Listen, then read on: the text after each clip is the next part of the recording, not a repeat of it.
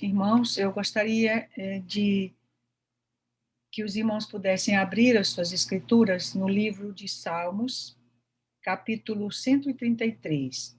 Vamos fazer uma breve reflexão sobre esse salmo, que é um salmo bem curto, para que nós possamos nos preparar os nossos corações para receber a palavra e a instrução desta noite. Estejamos com os nossos corações favoráveis, sempre pedindo a Deus que nos ajude, que nos conceda mansidão, limpe as nossas mentes de toda a contaminação do mundo, no sentido assim de estarmos mais libertos, não é?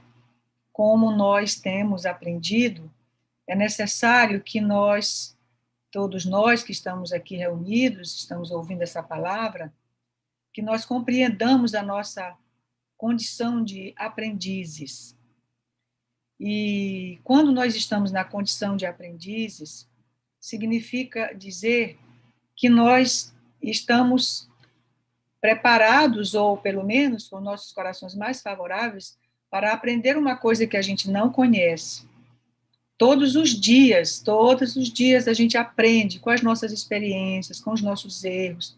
Nós erramos por quê? Porque nós não conhecíamos o caminho mais adequado para trilhar aquela situação, para administrar aquela situação. Então, o Senhor vai nos instruindo a partir mesmo das nossas experiências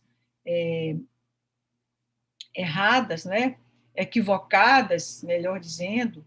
Então, como nós não admitirmos, como não admitirmos que existe toda uma ciência que está se descortinando para nós e que nós não conhecíamos? Precisamos admitir estas coisas para que o Senhor possa nos instruir.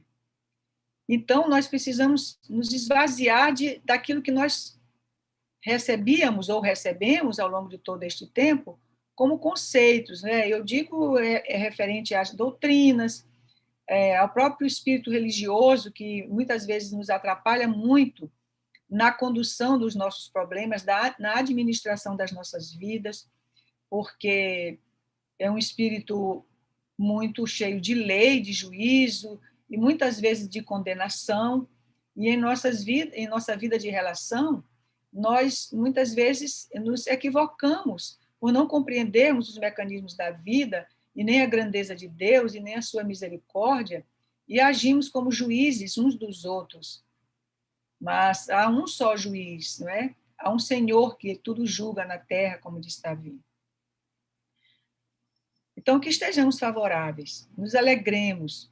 E este salmo é um salmo de exortação, não é? Que nos exorta, que nos exorta a compreender estas coisas relacionadas com este espírito de união, com essa unidade de vistas que nós precisamos ter em torno da palavra de Deus, em torno do Senhor, em torno de Deus. Diz o seguinte, Salmo 133. Ó, quão bom e quão suave é que os irmãos vivam em união.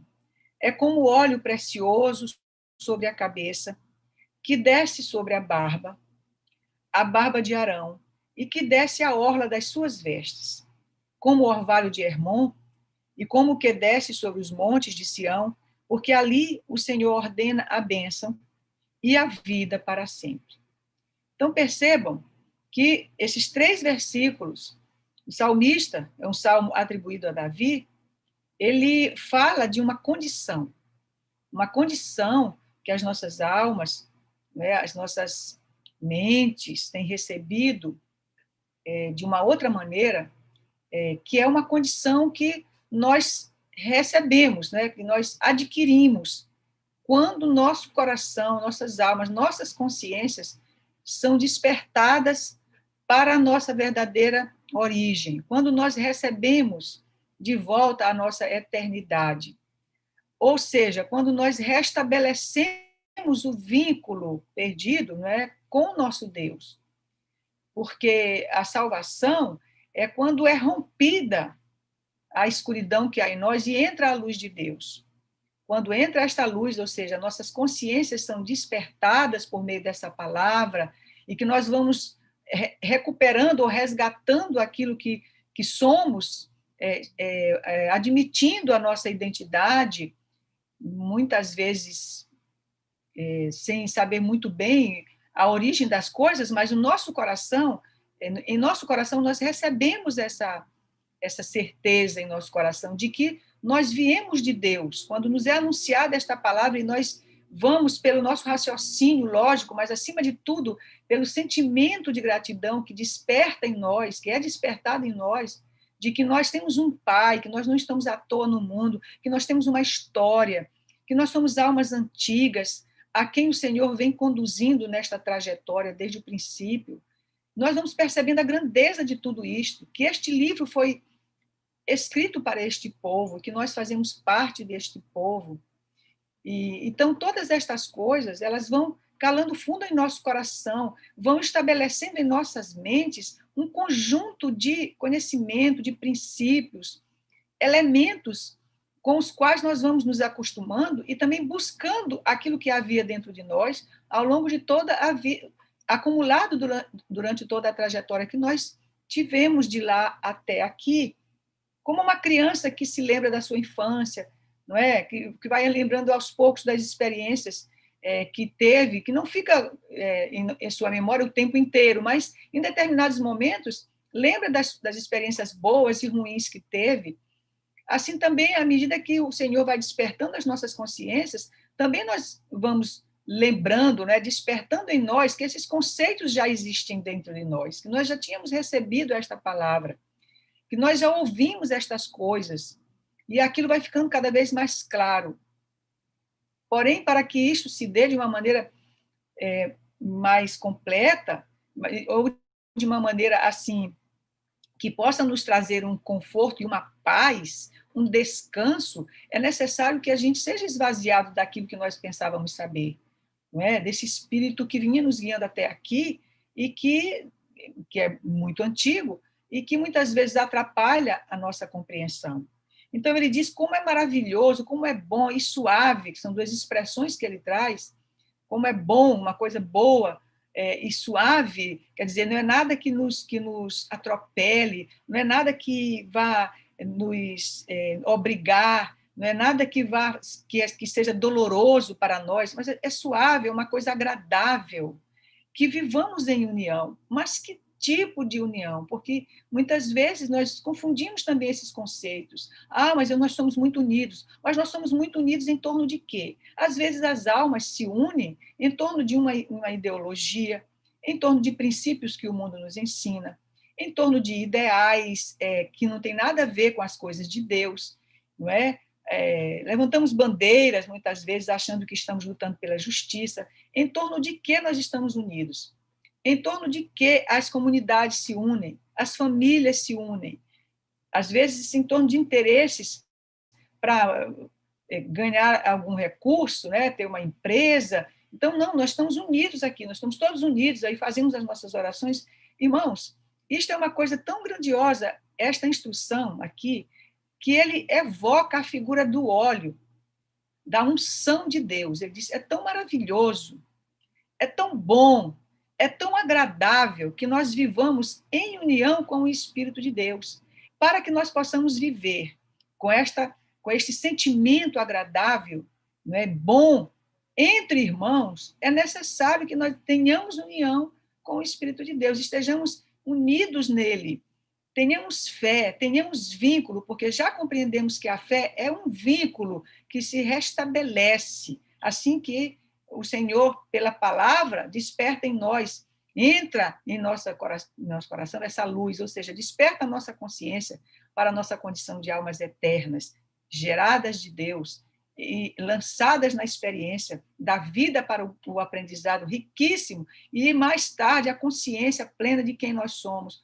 um povo que carrega esta preciosa semente e que tem responsabilidades e com quem o Senhor conta para estabelecer este mundo novo, esta nova civilização que nós tanto desejamos e ansiamos. Então, como é maravilhoso que vivamos em união, em unidade com este Deus de Israel. Em unidade, em nosso coração, em nossa mente, ele disse, é como se fosse o óleo precioso sobre a cabeça. Aqui ele trata de uma palavra que está em Êxodo, depois os irmãos podem examinar, no capítulo 30, do livro de Êxodo, do livro de Êxodo, versículo 22 a 33. A referência melhor que nós encontramos é essa, aonde Deus fala a Moisés que prepare um óleo, e ele diz lá como precisa preparar, com ervas aromáticas, ele fala até quais são, a canela aromática, mirra, né, que era um óleo muito raro, assim, não era tão comum, e azeite de oliveiras, não é? E diz que ele precisa, e chama esse óleo de azeite da santa unção. E depois ele diz para Moisés que Moisés ele abençoe, faça a aspersão desse óleo em todas as coisas que estavam ali, que ele tinha acabado de ordenar e que os israelitas fizeram. Né? Então, para que fosse santificado aquele local, que era justamente a tenda, né? Ele disse que era necessário que ele fizesse essa aspersão para santificar o local, para santificar o candelabro, para santificar o altar, e depois, então, que ele pudesse santificar Arão e os seus filhos, para que este Arão e os seus filhos, através desta bênção de Deus, pudesse também santificar o povo. Percebam como é uma coisa preciosa. Ele disse, olha, quando nós estamos em união com Deus, nós recebemos a mesma bênção que Deus deu a Arão, a mesma bênção que Deus, por meio de Moisés, abençoou o local, aquilo tudo que o Senhor deu para Moisés fazer, o tabernáculo, a arca e tudo mais, simbolizava este mundo novo, simbolizava, na verdade, a criação, mas nós estamos falando do nosso planeta, da Terra, que é o nosso lar. Simbolizava esse local que o Senhor santificaria um dia lá na frente, e hoje nós estamos aqui compreendendo melhor estas coisas. Então, este óleo, ele disse, quando os homens estiverem em união com este Deus, ele disse, é como este óleo precioso que desceu sobre a cabeça de Arão, não é? É a mesma coisa, esta bênção que ele deu para Arão, para que Arão pudesse, deu para que Moisés santificasse o local, santificasse os sacerdotes, especificamente Arão e seus filhos. Só ele foi santificado para que Arão pudesse santificar. Arão, então, ali simboliza esse povo que mais tarde seria santificado e transformado em reis e sacerdotes, ou seja, almas, como diz o próprio Apocalipse sobre a figura de Jesus e sua missão, nos transformaria em reis e sacerdotes, ou seja, almas com responsabilidades, né? Com domínio sobre as coisas da terra e dos céus, ou seja, com domínio sobre as coisas da terra no sentido de administrar os bens de Deus e este reino que se estabelece, e com comunhão com Deus, as coisas do céu, conhecendo as coisas, os mecanismos da vida, esta ciência maravilhosa do eterno Deus que ele nos revela todos os dias quando nós estamos aqui. Então, quando nós estamos em união com esse Deus, em unidade com este Deus, nós vivemos em união com os nossos irmãos. Ele disse, é maravilhoso, é suave, é agradável, não existe nenhuma obrigação, não existe nenhum peso. É natural que nós vivamos dessa maneira. E é como o orvalho de Hermon e como o que desce sobre os montes de Sião, vindo desse orvalho, porque ali, nesse lugar, né, nós estamos agora nesse lugar, essa terra daqui a pouco terá essa condição. O Senhor ordena a bênção, o Senhor em que ordena a bênção e a vida para sempre. Falava de um lugar, de um local. Então, esse povo viverá em união com este Deus, não é? Num tempo onde as pessoas conhecerão este Deus, recebendo uma bênção, que é este óleo, né, simbolicamente, mas esta unidade em Deus, onde ele ordenaria a vida para sempre, ou seja, não haverá espírito de morte, não haverá pessoas mortas, ou seja, sem pessoas que não conheçam este Deus, não haverá. E nós, como um povo a quem o Senhor tem dado essa responsabilidade, é quem anunciaremos estas coisas. Porque assim como Arão lá atrás recebeu essa bênção e deu para os seus irmãos, nós, recebendo essa bênção, temos a responsabilidade. Nós não somos abençoados para ficarmos abençoados em nossas casas.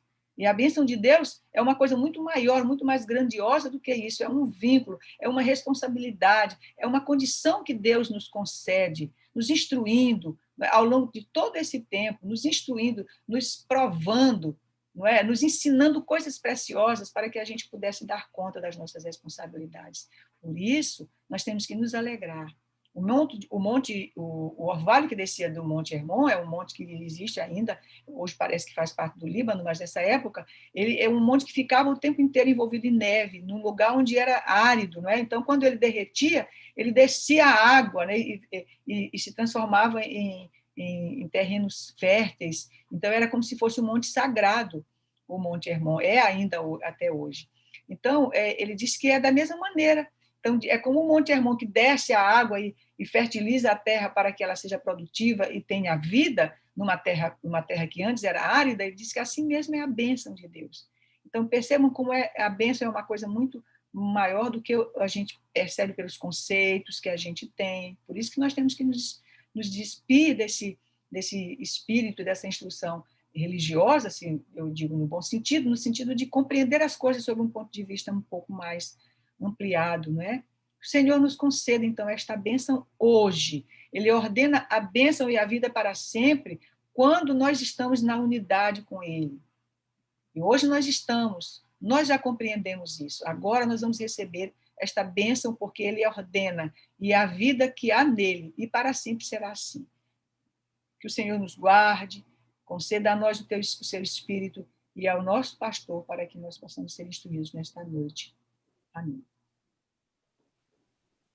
Estamos num momento muito especial de comunhão com o nosso Deus, e com certeza Ele está olhando para cada um de nós, para a vida que nos cerca, e nos ajudará.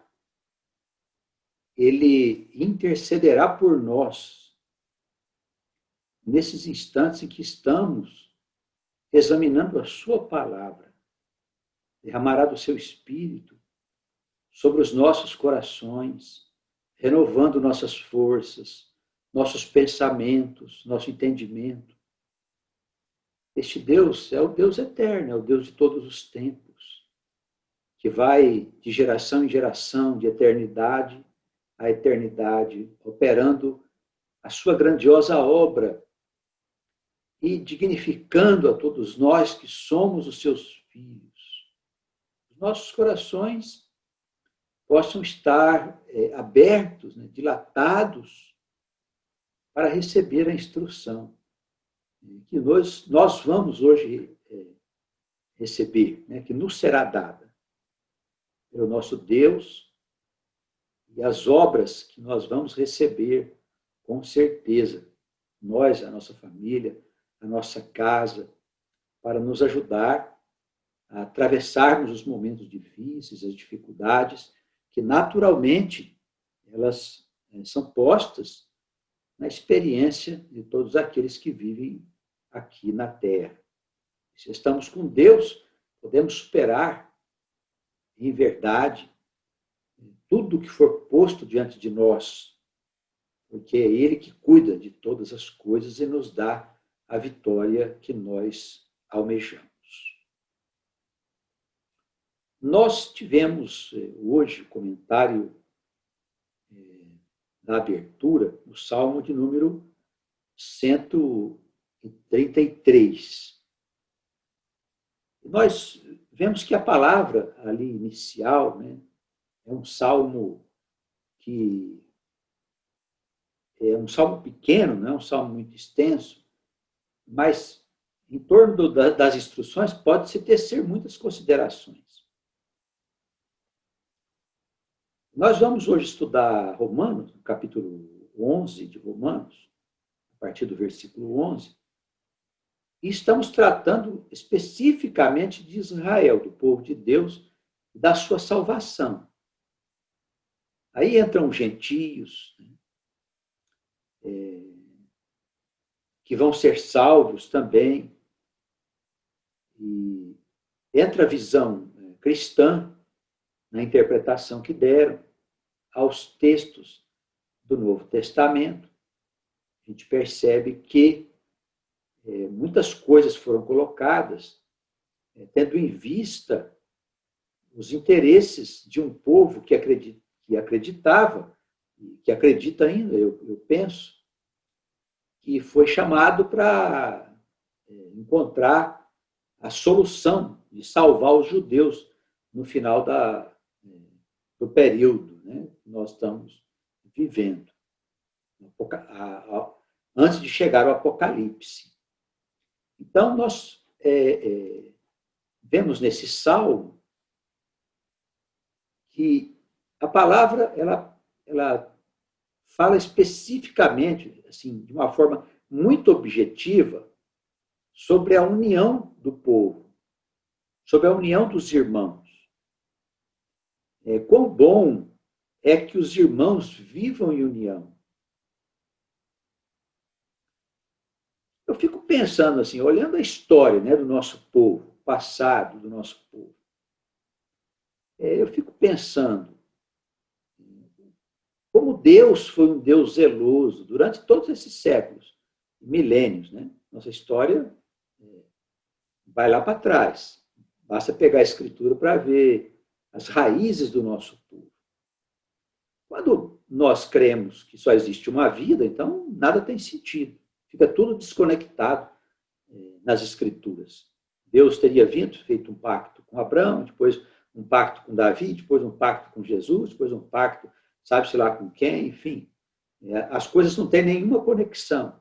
Se o homem nasce e vive apenas uma existência e desaparece, sabe-se lá para onde. Aí as concepções são variadas e todas elas irracionais. No entanto, quando nós colocamos a alma do homem como um ser que pré-existe, como um ser que foi criado junto com o universo, para habitar no universo, isso já muda de figura. Porque há uma progressividade do meio material, da matéria propriamente dita, como nós já falamos aqui, várias vezes. E essa progressividade é um movimento de aperfeiçoamento pelo que nós olhamos, pela natureza, pelo que nós encontramos. A Terra no passado, segundo os estudos da ciência, era um planeta bastante primitivo, embrutecido, habitado por grandes animais, enfim, por homens bastante primitivos também, que viviam em cavernas e tudo mais. Mas a onda da progressividade, a lei do progresso, conduziu e conduz todas as coisas em direção ao estado de perfeição. Basta nós olharmos hoje o presente, fazer uma comparação com o passado, e nós vemos que há um movimento de aperfeiçoamento que nada pode impedir que ele avance. Então, inserindo as almas na história do planeta, entendendo que as almas nascem continuamente, porque elas foram criadas para habitar o universo, as coisas todas passam a ter sentido. Então, não existe um pacto com Abraão, um pacto com Davi, um pacto com Jesus. Na verdade, existe um pacto só, que é um pacto que foi feito com certos personagens da história, tendo em vista o futuro do povo Israel, que somos nós, né? Judeus e cristãos. Como eu tenho afirmado sempre, nem todos os judeus, nem todos os cristãos, mas aí está o cerne do povo.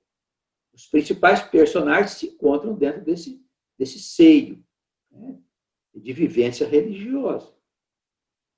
Então, nós somos esse povo, um povo que vem sendo zelado por Deus lá de trás. Olha, se você quiser saber mesmo, trata de ler a Escritura. Não há quem aguenta sujeito que está envolvido com Deus, é crente, né? Seja ele judeu, seja ele cristão, seja ele o que for, que não tem conhecimento. Ele precisa ter conhecimento, ele tem que olhar a história, ler a história, para ver como que Deus agia com o seu povo e como que são as linhas gerais que governam a existência de Israel. Isso é importante. Porque, olha, meu irmão, minha irmã, se você não acreditar que você é uma alma, você pode ser uma alma de um judeu, né? Um israelita, né? Ou uma israelita, vivendo num corpo de gentio, que seríamos nós. Se você não acreditar nessa possibilidade, eu sinto muito, mas a Escritura não foi preparada, ordenada, codificada para você. A Escritura tem um destino. Ela foi escrita para Israel. Não foi escrita para outras pessoas. Eu desafio os irmãos a provarem pela Escritura que ela foi escrita para a humanidade. Não foi escrita para a humanidade, ela foi escrita para Israel. Embora seus ensinamentos possam ser aplicados a outras nações. Então, espera aí, tem algo aí estranho. Claro que tem algo estranho, que ninguém nunca percebeu, porque Deus está revelando agora essa questão do povo escolhido, das almas espalhadas no mundo. Então, tudo passa a ter um certo sentido. Jesus teria vindo resgatar estas almas. Mas resgatar não é para levar para o céu, não, é salvar as almas. As almas das tribos que se perderam lá atrás, as 10 tribos, que foram lançadas no mundo, segundo as profecias. E elas dizem que no fim dos tempos, e no período posterior aos tempos do fim, estas almas vão se ajuntar e formar uma nação, que é o Israel do futuro. Essa nação é que vai ajudar os demais povos, as demais nações, os demais povos, a encontrar o seu caminho. Então, tudo passa a ter um sentido inteligente. Isso é independente dos nossos gostos pessoais. Nós temos que olhar a coisa por uma profundidade, uma coisa diferente. Eu fico olhando aqui, às vezes nós estávamos lendo o Salmo de Davi, eu estava pensando assim, né? Mas Davi, olha, se for olhar a vida dele, ele é um homem que fez tanta coisa louca, tantas coisas envolvidas com o mundo.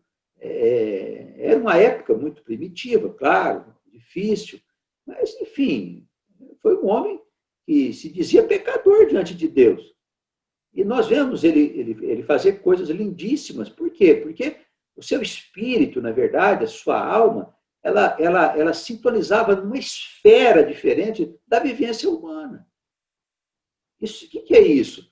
É a gente pensar de uma forma superior. Nós não podemos pensar em individualidade. Você imagina uma pessoa vir a um estudo como o nosso aqui para tratar dos seus assuntos pessoais. Tem quem trata, quem cuida disso, mas nós estamos tratando do futuro da humanidade. Interpretando as Escrituras, tendo em vista o que vai acontecer com todas as pessoas. Não é simplesmente com A, com B, com C. O que é que nós temos para pedir para Deus? Nós estamos doentes, nós estamos deprimidos, nós nos envolvemos com vício, o diabo andou brincando com a gente, jogando a gente no buraco, fazendo a gente de chiclete. Quais são os males? O marido não se entende com a mulher não se entende com o marido, os filhos desrespeitam os pais, falta sustento, o salário não está sendo suficiente, as coisas não estão saindo como eu gostaria. Assim, quais são as questões que nós vamos trazer num ambiente onde se está tratando do futuro da humanidade? Nossas questões pessoais? Não dá, irmãos. Nós precisamos lidar com as coisas de Deus em outro nível. Em outro nível. Então, deixando de lado nossos pecados, nossas transgressões, as confusões da nossa vida, e vamos nos alistar no exército de Deus, para servir a Deus em espírito e verdade. Não, espera, eu sou um pecador, eu vou esperar eu ser salvo, vou esperar me aperfeiçoar, vou poder servir a Deus. Não, você vai esperar muito tempo. Não vai servir a Deus coisa nenhuma. Então, deixemos de lado um pouco nossas coisas pessoais e vamos nos dedicar a conhecer este Deus, a conhecer os planos deste Deus, o projeto que ele tem para a humanidade. Isso é fundamental para a gente poder avançar. Por quê? Porque o resto está todo mundo mergulhado numa ilusão profunda. Olha, a pessoa tem que ser muito limitada para não perceber que está todo mundo contaminado com esse espírito que existe no mundo hoje, de comprar, produzir, fazer comércio, gozar, passear, encontrar sucesso, ser bem-sucedido, não sei o quê e tal, ser prosperidade profissional. Né? Todo mundo só fala disso. Todo mundo só vive isso, vive de comércio. Comércio, indústria, enfim, toda essa atividade que nós temos, que está, inclusive, destruindo o planeta, e ninguém se importa com isso, porque está todo mundo iludido, cada um no seu sonho de gozar. Todo mundo está achando que agora é a hora de ganhar dinheiro, de fazer o seu futuro e tudo mais. Não tem futuro nenhum lá. Que futuro que vai ter? Não tem futuro nenhum, o mundo vai acabar. Vai ser um transtorno enorme. Nós estamos nos aproximando da crise e as pessoas ainda estão sonhando com o mundo. Então, nós precisamos, de uma vez por todas, deixar de lado as nossas questões pessoais. Ah, mas então não tem importância o que eu sofro, o que eu deixo de sofrer. Deus vai cuidar de você, pode ficar tranquilo. Vamos tratar das coisas do nosso Deus enquanto Ele cuida de você, da tua casa, da tua doença, dos problemas que você tem. Vamos nos interessar por Deus. Agora, nós vamos bater na casa do Senhor para que Ele nos livre dos males, para a gente poder voltar a viver a vida que a gente sempre viveu. É isso que você está esperando de Deus? Ele não vai fazer isso. Não. Você vai se decepcionar, tenho certeza. Ele não vai te dar uma vida nova para você poder sair por aí fazendo o que você fazia antes. Não funciona assim. O que você acha que é arrependimento? Arrependimento é a gente descobrir que até então nossa vida era um lixo. Antes de eu conhecer verdadeiramente o Senhor, de aceitar o Senhor na minha vida e de deixar que o Senhor possa me conduzir. E de me envolver com as coisas do nosso Deus. Aí sim, o Senhor vai mudar a minha vida, mas é preciso mudar a vida. A vida velha precisa sumir, precisa ficar lá para trás. Não é possível, irmão, uma coisa dessa. Então, o que é viver em união? Viver em união é nós nos unirmos em torno do nosso Deus e dos seus propósitos, das suas promessas e de tudo que está escrito na Escritura. Só isso vai dar união ao nosso povo. O resto é ilusão. Nós vamos nos unir em torno do quê? Em torno de um ideal profissional? Nós vamos nos unir em torno do quê? Do ideal político? Dá uma olhada no cenário mundial para você ver o que está acontecendo. Você acha mesmo que essas coisas que estão acontecendo é uma coisa que é de cima? Presta atenção. Você tem olhos de ver, tem inteligência que Deus te deu. Nós vamos nos unir em torno de quem? Da direita, da esquerda, do centro, do baixo, do cima? Nós vamos nos unir em torno de quê? Irmãos. Do negócio, vamos abrir um negócio para poder todo mundo estar unido em torno desse negócio. É isso que é que você pensa que vai unir sua vida? Esquece. Porque ao longo da história, quem se envolveu com isso aí, já está embaixo de 7 palmos. Entendeu? Bem mortinho e morto mesmo. Nas questões do espírito, da alma. Então eu preciso entender que a unidade ela se forma em torno de um princípio. É uma coisa assim, vamos nos unir em torno do quê? Em torno da bandeira do Brasil, em torno do exército, em torno do sei do quê e tal. Cada coisa tem seu papel, mas nós não tem nada a ver com isso. Nós somos o povo de Deus. Nós pertencemos a Israel. Isso precisa ficar claro. A conversão nossa não nos conduz ao cristianismo. A conversão nossa nos conduz a Israel. Eu sou convertido para eu poder fazer parte de Israel. Não é para eu ser salvo como um cristão que vai entrar no céu. Isso não existe, irmãos. Essas coisas foram criadas dentro do cristianismo. Essas ideias que você vai viver no céu, ou fica dormindo, um dia você vai acordar lá no paraíso. Então, essas coisas foram criadas dentro do cristianismo, na sua infância espiritual. É impressionante que até os nossos dias as igrejas se mantêm ainda na infância, acreditando em fantasias de todo tipo. Vão sair voando para o espaço, vão não sei para onde. É fantasia, isso não tem base nas escrituras sagradas, como um todo. Se você pegar o conjunto dos livros, não existe essa ideia. Ao contrário, o reino de Deus é na terra. Isso está escrito em várias passagens que ninguém se interessa. Então, o nosso povo precisa entender, se eu pertenço ao povo de Deus, se eu creio nisso, se eu não creio, já estou condenado. Minha vida vai assim, como um barquinho sem rumo. Mas se eu creio no Deus de Israel, se eu creio que a minha conversão vai me colocar como filho de Israel, como membro desse povo, então eu preciso entender que a nossa união é em torno das Escrituras, não é em torno de nada mais. É só das Escrituras e do Deus de Israel, dos seus propósitos. Só o que nos interessa, as demais coisas para nós. Não interessa. O mundo vai acabar. Tudo que você acha que é bonito no mundo vai ser destruído. Entendeu? Então, quando chegar esse tempo, se você vive só do mundo, você vai enlouquecer. Você vai perder teu juízo, porque você vive disso. Quem te alimenta é o espírito do mundo.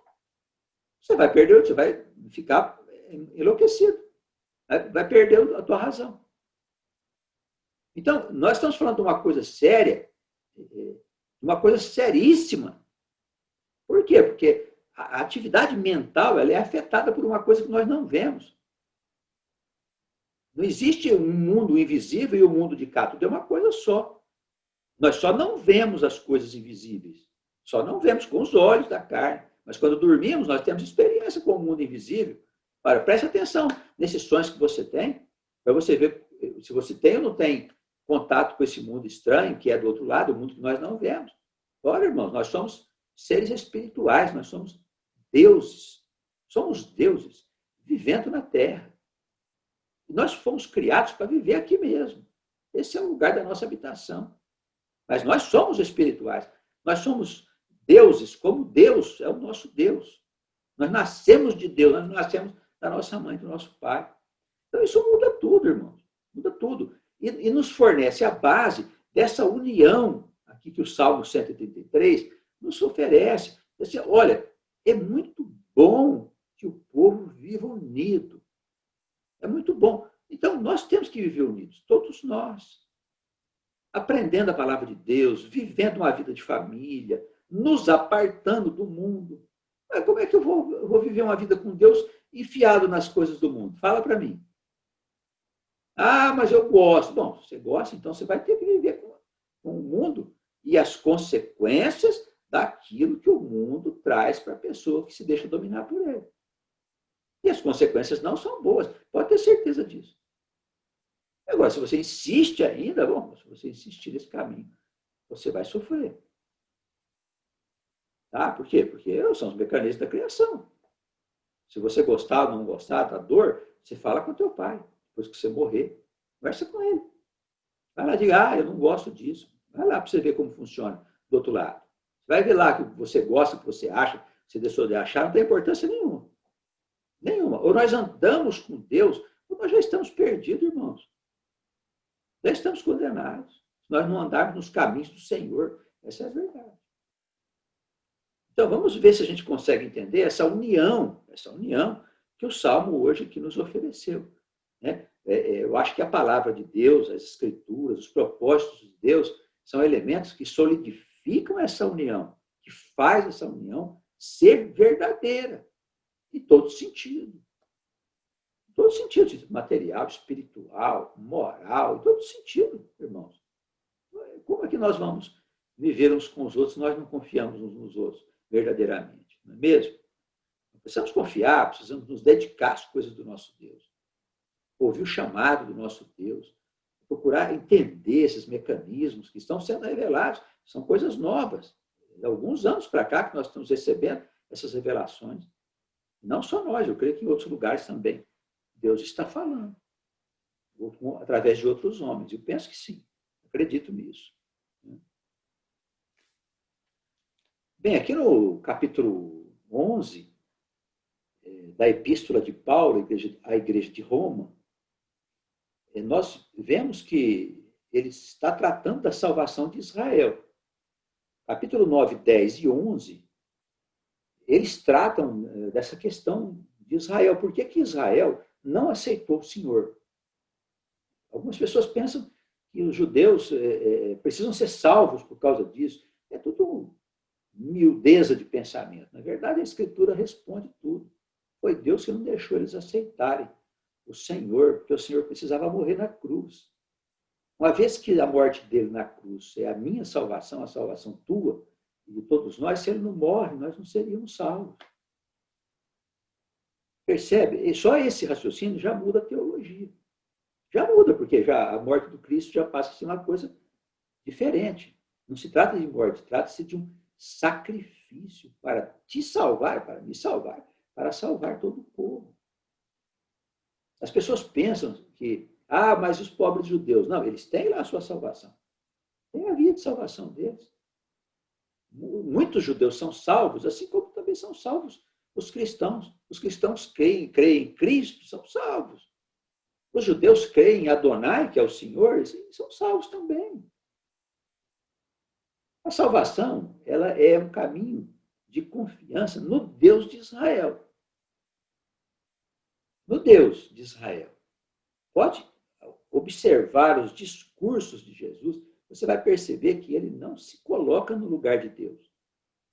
Todas as coisas ele diz que é Deus que faz. Que ele é o enviado dos céus. Nós precisamos confiar que ele é o profeta que seria mais tarde, segundo Moisés, mandado ao mundo para salvar o povo. Eu creio que ele tem um papel importantíssimo, porque no nosso ponto de vista, ele é o Messias. É o Messias, o Salvador do nosso povo. E não acredito que ele não está cuidando de Israel, dos judeus. Só está cuidando dos cristãos. Os judeus não quiseram, ele deixou os judeus lá navegando em mar, como se estivessem perdidos. Não é verdade isso, não. Claro que não. Isso não é verdade.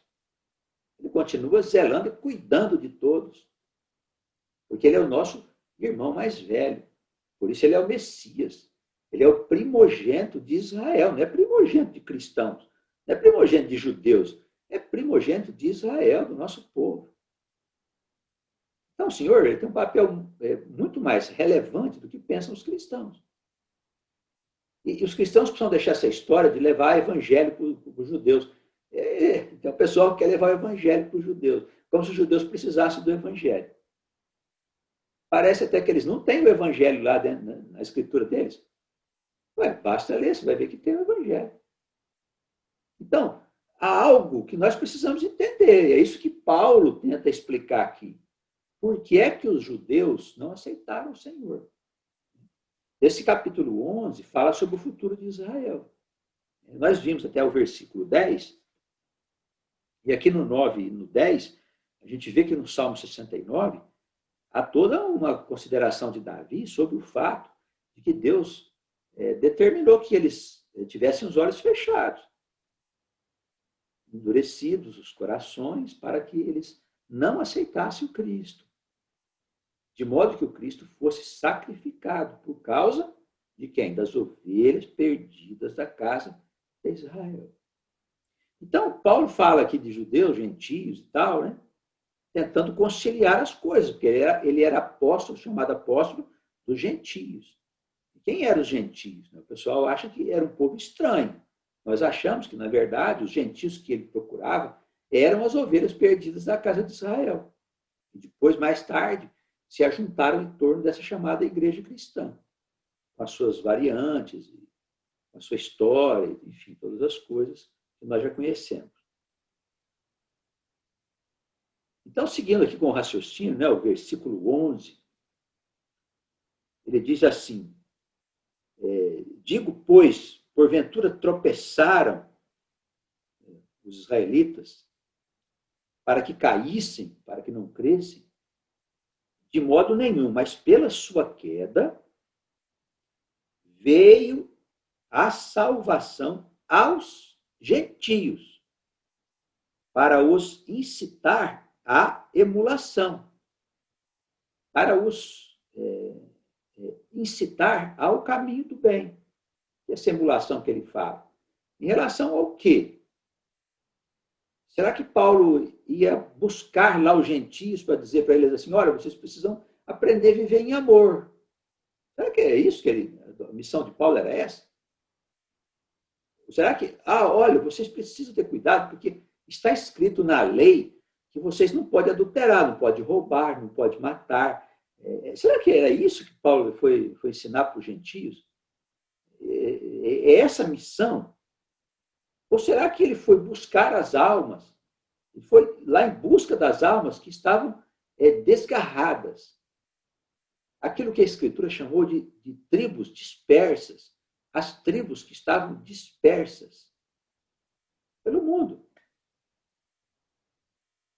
Então, a gente precisa começar a ver a missão de Paulo de uma forma um pouco diferente. Não sei, assim, o pensamento dos irmãos, nós temos aí vários irmãos nos assistindo que são estudiosos, investigam as Escrituras. Mas eu vou levantar uma questão hoje. Nós olhamos no passado do nosso povo e pensa num Deus ciumento, o nosso Deus. Né? Em que sentido? Ele não admitia que o seu povo se misturasse com estranhos. Os irmãos concordam comigo? Podemos olhar a história toda. Especialmente a história depois de Moisés, enquanto Moisés tirou o povo do Egito, e aí tem toda uma história de fora a fora, até chegar em Canaã, em que eles se relacionam com todo tipo de gente. E depois que entraram lá também, houve uma divisão das tribos, as 10 tribos do norte se prostituíram, se envolveram com idolatria, E Deus sempre castigando o povo, porque o povo se envolvia com gente de fora das tribos. Eu estou enganado? Eu peço até aos irmãos que me ajudem a participar das perguntas, se eu estou falando uma coisa que não é verdadeira. Eu pergunto agora aos irmãos, será que depois que Cristo veio ao mundo, tá? Depois que Cristo chegou aqui para, segundo ele, encontrar as ovelhas perdidas da casa de Israel, será que depois, quando Cristo foi embora, ele, segundo, eu vi até um teólogo falando sobre isso esses tempos atrás, não, Cristo viu que faltava alguma coisa e foi atrás do Paulo, para o Paulo poder levar o evangelho para os povos estranhos. Então, a partir de Jesus, Deus não quer saber mais daquela proteção. A partir de Jesus, então, fica aberta a porta para os estranhos entrar para o povo, para Israel, sendo que Israel é que vai orientar a vida desse povo depois do Apocalipse. Israel é que vai orientar, é o que dizem as escrituras sagradas, as profecias. Não, agora, depois de Jesus, depois de Paulo, a gente vai abrir uma porta para qualquer um entrar. Basta crer. E vai entrar. Você acredita mesmo, então, que esse zelo todo que Deus teve com o nosso povo ao longo do tempo, esse zelo acabou depois de Paulo? Não parece estranho essa ideia? Me parece que sim. Me surgiu isso hoje, eu estava estudando, me surgiu isso. Eu gostaria até de depois ouvir a opinião da nossa irmã, a pastora Wanda, e outros pastores que estão aí ouvindo as considerações. Eu acho estranho isso. Para mim, Paulo estava atrás do povo de Deus, ele estava atrás do nosso Israel. E nós entendemos as ovelhas perdidas agora porque nós aprendemos com Deus sobre a imortalidade da alma e a sua pré-existência, o que é uma heresia dentro da igreja cristã. Então, como a igreja cristã trata isso com heresia, a sua doutrina não pode ser uma doutrina lógica, racional, uma coisa que um homem inteligente entende. E aí o pessoal sai por aí falando coisas que não convém. Ou é mistério, ou é uma fantasia atrás da outra. Evidentemente, irmãos, eu acho que o zelo continua. Eu tenho dito aos irmãos que eu penso que o povo de Deus é um número X de almas. Não acrescenta uma outra alma no povo de Deus. Espera um pouco aí, tem um gentil ali que é uma pessoa bacana, gostou muito do povo de Deus. Ele pode entrar para fazer parte do povo de Deus? Pergunta que eu estou lançando aí para os irmãos. O que vocês acham? O gentil vai entrar e vai virar povo de Deus também. Isso não pode acontecer? Não sei, na Escritura não tem base para isso. Não tem base para isso. Me parece que não. A não ser, como eu disse, depois de Jesus e de Paulo, Jesus eu nem falo nada. A porta ficou aberta para que qualquer um pudesse virar povo de Deus. Eu não acredito nisso. Depois do zelo de toda essa história do nosso Deus para com Israel, ele agora vai abrir a porta para todo mundo virar povo de Deus. Isso não me cai muito bem no contexto das escrituras, das profecias, dos fatos que nós observamos. Eu acho que Deus continua zelando até hoje do seu povo. Se nós fazemos parte do povo de Deus, nós temos que ser israelitas. Se nós somos fisicamente gentios, espiritualmente, nós somos israelitas. Nossa alma é alma de judeu, é alma de israelita. Tem um ou outro no meio de nós, alguns, não sei quantos, são pessoas gentias mesmo, são pessoas que não pertencem ao povo. Não quer dizer que não vão ser salvas. Espero pouco. O Senhor veio e a salvação é para todas as pessoas. Mas não se segue que a pessoa salva virou povo de Deus. Virou Israel. Eu não acredito nisso, irmão. Eu não acredito. É um pensamento muito, muito simplório. Como se você levar... vou levar o evangelho lá para a China. Lá o chinês vai virar um cristão e vai passar a ser povo de Deus. Eu não acredito nisso, irmão. Você pode levar salvação para ele, mas ele não pertence às tribos de Israel. Eu acho que cada coisa tem a sua função. Cada povo tem o seu papel. Israel tem um papel específico, desde o começo da história. Penso que é assim. Bem, nós estamos fazendo aqui várias considerações, o nosso tempo está passando, não dá nem para a gente começar a examinar aqui o capítulo, mas eu penso que já temos elementos suficientes para a gente promover, para nós promovermos aqui um diálogo relacionado com o pensamento em torno da salvação dos judeus, das almas dispersas, para que o povo possa ser unido conforme as profecias e possa cumprir o seu papel. Eu acredito nisso. E acredito porque as Escrituras dizem isso de fora a fora. Preste atenção no que está escrito. Tá bem? E cuidado com o Novo Testamento. Nós sabemos que quem traduziu foi cristão. Então, às vezes a coisa pode ser puxada para um lado e para o outro, meio estranho, mas você vê que aquilo tem um certo cheiro, né, do pensamento do cristianismo. A gente tem que ter cuidado, nós temos que ir adiante. Nem pensamento de judaísmo, nem pensamento de cristianismo. Nosso negócio é o pensamento das Escrituras que está sendo revelada pelo Deus de Israel a nós e a outros homens em outros lugares. Eu creio que sim. É um pensamento novo, que envolve aquilo que Paulo chama, logo aqui na frente, de ciência de Deus. Ciência de Deus é um conhecimento que ele tinha. Certo? Então, irmãos, se a queda dos judeus, versículo 12, põe bastante atenção no que ele diz. Se a queda dos judeus é a riqueza do mundo, e sua diminuição, a riqueza dos gentios, quanto mais a sua plenitude. Ora, se ele foi derrubado para que o mundo pudesse encontrar a sua salvação, ele chama que de riqueza, e também os gentios. Ó, você viu que tem duas coisas? É o mundo, né? Olha lá, ó. Se a sua queda é a riqueza do mundo, o que é o mundo? Os descrentes, as outras nações. Não são os gentios que Paulo estava procurando. A sua diminuição, a riqueza dos gentios, que, no meu ponto de vista, são almas israelitas vivendo em corpo de outras famílias, descendentes de judeus ou não. Quanto mais será a sua plenitude. Olha, se ele foi derrubado para salvar o mundo, salvar os gentios, imagina só quando ele se levantar. Irmãos, está percebendo o pensamento de Paulo? É maravilhoso. Falo-vos como gentios, falo convosco, né, gentios, enquanto eu for apóstolo de vocês.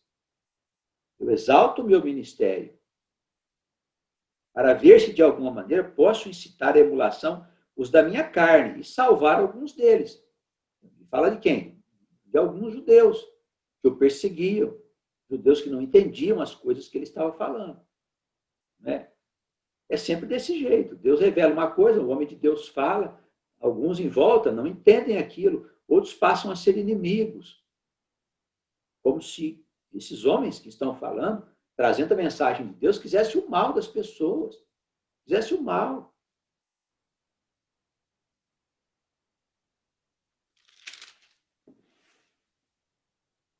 Se a sua rejeição, versículo 15, rejeição de quem? Dos judeus, daqueles que negaram o Senhor.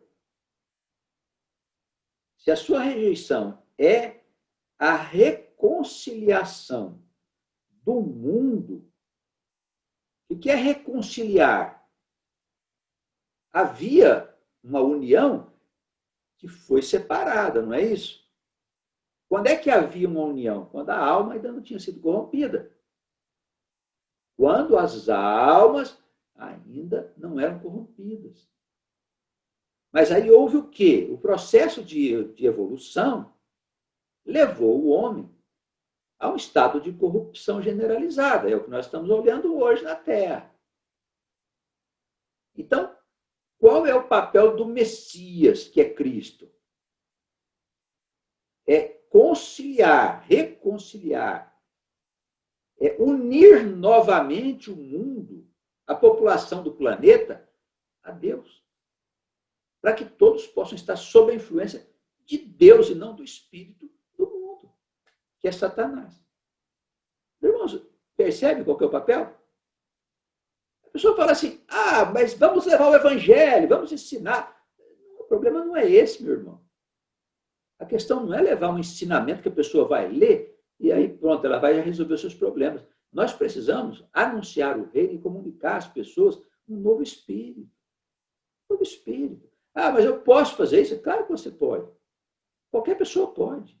Desde que esteja imbuída de boa vontade, ela pode fazer isso. E salvará 1, 2, 3, 10, 20, 100. Aí depende. Deus é que manda. É Deus. Deus fala pela tua boca. Deus fala pela minha boca, pelo meu pensamento, pelo nosso pensamento. Funciona assim. É uma questão de comunhão. Então, quando Jesus nos salva, quando nós somos salvos por Adonai, o que acontece? É uma reconciliação da nossa alma com Deus. É isso que separamos-nos de Deus. Como é que reconcilia o mundo? Todas as almas que estiverem em condições serão reconciliadas com Deus. E as que não quiserem serão condenadas. E o que vai acontecer com elas? Vão ficar uma temporada lá sofrendo, no lago do fogo, do enxofre e tudo mais.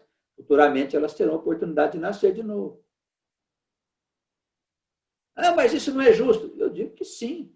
Por que não é justo? É justo eles receberem o devido castigo, entre aspas, para perceberem as suas obras e depois terem a oportunidade de recomeçar.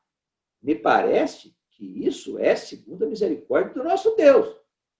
Se a misericórdia não cobre os pecados, bom, ela não é misericórdia. Não é amor. Não, são 1000 pecados, cobre 999, mas um pecado não cobre. Então não é amor. Porque o amor, ele perdoa sempre. A misericórdia de Deus, ela age constantemente sobre as criaturas que ele criou. E somos nós, seus filhos. E olha, irmãos, eu posso dizer com certeza que a misericórdia é o grande motor da criação. Porque ela cai sobre toda a criação, todos os seres vivos. Porque todos os seres vivos precisam do amor de Deus para viver, para existir. Da sua bondade. É o Espírito dele que nos faz vivos. É o Espírito dele que nos dá todas as coisas. Sem o sopro de Deus, nós somos mortos. Nós não somos coisa alguma, irmãos. Preste atenção nisso. Existe outro caminho, pastor? Não, não há outro caminho, só existe um caminho. Só existe um caminho. Assim como só há um Deus, só há uma verdade, só há uma justiça, só há um amor, só há uma misericórdia. Não há duas misericórdias, nem dois tipos de perdão. Existe um tipo de perdão diferente. Não existe isso, isso é a interpretação que o homem deu. Perdão é perdão. O perdão cancela o pecado, cancela a pena. O Senhor pode perdoar um sujeito injustamente? Não sei. Só ele conhece os corações, eu não sei de nada. Eu acho que ele pode perdoar injustamente. Pensa em alguém que está ali naquela, vou para lá, vou para cá e quero o perdão de Deus. Ele pode perdoar e deixar, ver o que vai acontecer. Não tem uma passagem lá no Evangelho que diz que o sujeito lá, quando o espírito mal saiu dele, ele teve um tempo, não é isso? Os irmãos, se lembra essa passagem? Jesus diz, olha, depois de um certo tempo ele vai voltar para ver como está a casa. Se a casa estiver cheia de bobagem do mundo, que é a casa varrida e adornada, né? Adornada com as quinquilharias do mundo. Vai voltar, vai entrar, vai arrebentar com o sujeito. Ele mais 7 companheiros, como dizem os textos bíblicos. Certo, irmão? Então não há outro caminho, o caminho só é Deus. Não há outro caminho. Não dê importância às coisas do mundo, esquece as ilusões do mundo. Se você não quiser sofrer as consequências disso. Tá bem? Vamos ver aqui onde nós paramos, nosso horário já foi. Então, só paramos aqui no versículo 15, nesse processo de reconciliação. Isso é importante. Todo sofrimento do mundo vem da separação com Deus, com o Criador. Não é Deus de igreja, não, Deus de judeu, Deus de cristão, das religiões. É um Deus que está acima das religiões.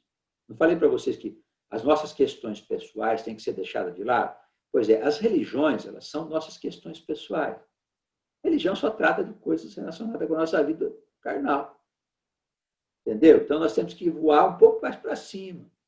Além dessas coisas. Nós estamos falando de um Deus que está além das religiões. É esse Deus que vai estabelecer uma reconciliação através de um enviado que é Cristo, para que o mundo possa, então, seguir a sua existência em paz, serenamente, sem nenhuma dificuldade. Tá bem? Então, nós vamos parar aqui no versículo 15 e retomar, na próxima terça-feira, o versículo 16. Penso que os diálogos hoje, a conversa, já nos deu bastante elementos para várias perguntas e questionamentos.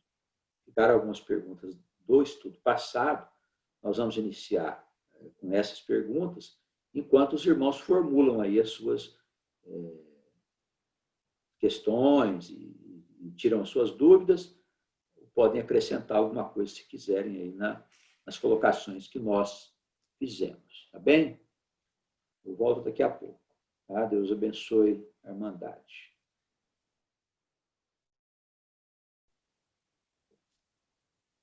Vou ler uma pergunta aqui da sala, de Rita, de Paranaíba. O Senhor disse que não podemos fazer um chinês cristão. Isso não quer dizer que não tenha povo de Deus entre chineses, hindus, etc. Pode haver, sim, almas do povo de Deus no meio deles, sem dúvida, né? Mas eu penso que o maior número de almas estão entre os cristãos e os judeus, é o nosso povo. Mas eu dei um exemplo, assim, a fim de coibir essa ideia de que todas as pessoas podem pertencer a Israel. Né? Todos um dia serão filhos de Abraão, mas isso vai demorar muito tempo ainda, porque o trabalho de Israel ainda não foi feito. Israel é um povo que tem um número determinado de almas, de pessoas. Então, nós não podemos acrescentar uma alma através de um mecanismo de evangelização. O evangelho salva aquela alma, mas o fato de fazer a alma salva não quer dizer que ela pertence a Israel. É isso que precisa mudar na nossa cabeça.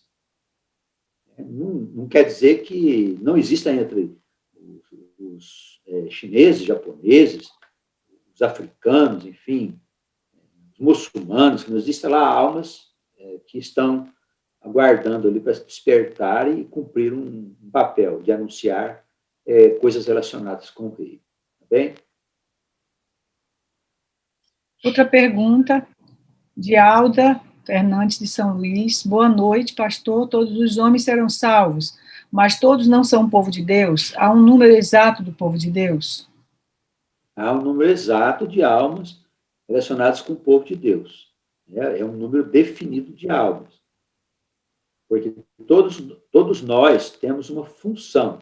Deus nos cria para um determinado fim. Então, o povo de Deus já foi escolhido lá atrás, quando tudo começou, quando a história começou. São as almas mais velhas que estão na Terra, porque já viveram mais vezes. Todas as almas um dia serão povo de Deus, mas esse trabalho vai ser feito depois do Apocalipse, quando Israel começar a orientar as nações. Então, essa é a missão de Israel. Mas isso não vai acontecer assim, de um dia para a noite. Muitos séculos vão se passar, talvez até milênios, até que toda a nação, todos os povos possam encontrar uma sintonia profunda com o Deus de Israel. Tá bem?